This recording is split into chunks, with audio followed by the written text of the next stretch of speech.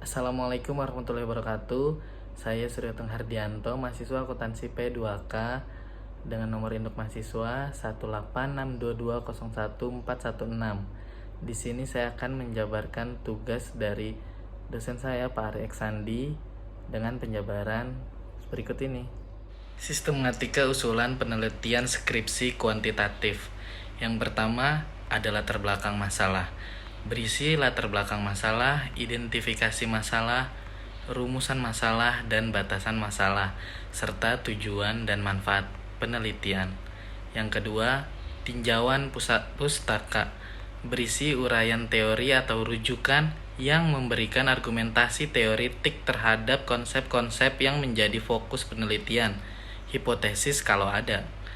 Yang ketiga ialah metode penelitian, yang berisi yang pertama ialah batasan konsep dan definisi operasional variabel, memberikan tolak ukur atau parameter serta variabel penelitian untuk diukur.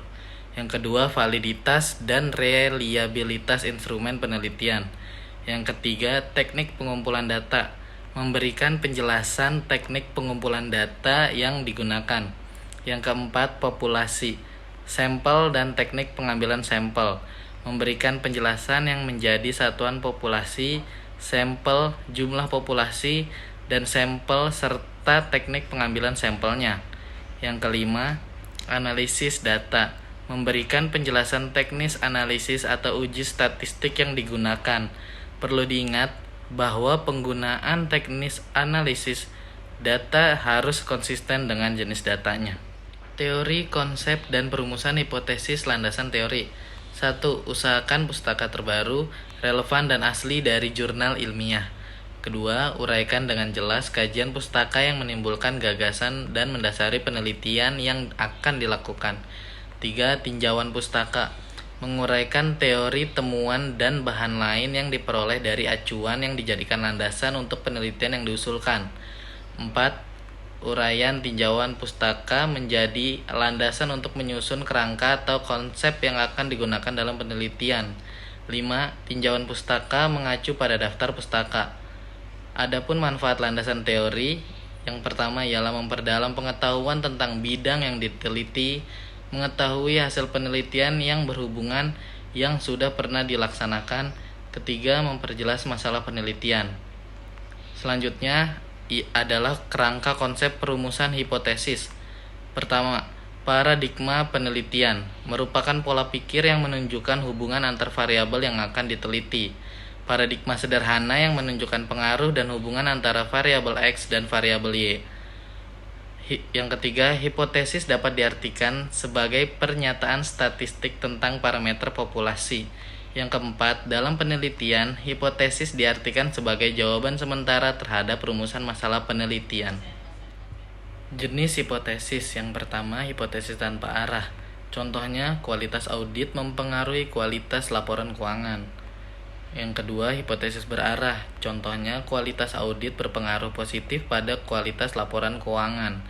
Kualitas audit berpengaruh negatif pada kualitas laporan keuangan. Hipotesis statistik.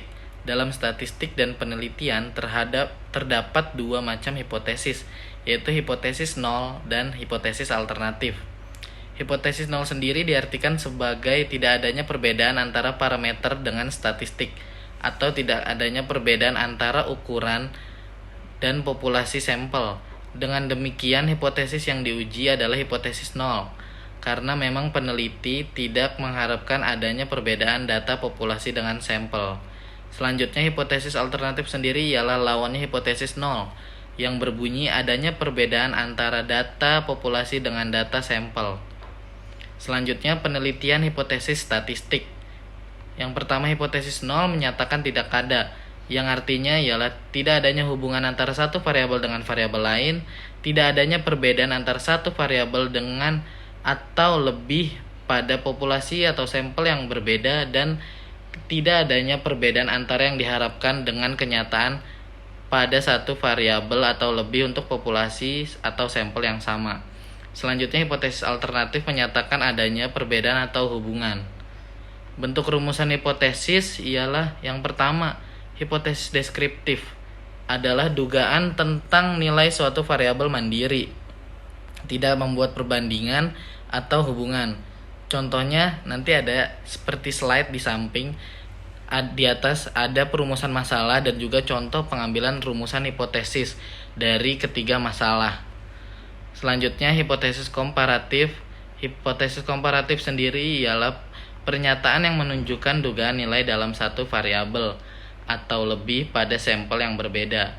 Contohnya nanti ada pada slide di samping, dan pembahasan serta perumusan masalah dan juga ada contoh pengambilan rumusan hipotesis dari ketiga masalah. Selanjutnya ialah hipotesis asosiatif, adalah suatu pertanyaan yang menunjukkan dugaan tentang hubungan antara dua variabel atau lebih. Selanjutnya yang terakhir ialah hipotesis klausal. Hipotesis klausal sendiri adalah suatu pertanyaan yang menunjukkan dugaan antara pengaruh dua variabel atau lebih. Contohnya nanti ada di slide sampingnya. Ada juga perumusan masalah dan juga pengambilan rumusan hipotesis dari ketiga masalah. Demikian video penjelasan uraian tugas saya kali ini. Kurang lebihnya mohon maaf, mungkin bisa jadi pembelajaran bagi kita di masa mendatang. Wabillahi taufiq wal hidayah. Wassalamualaikum warahmatullahi wabarakatuh. Bye.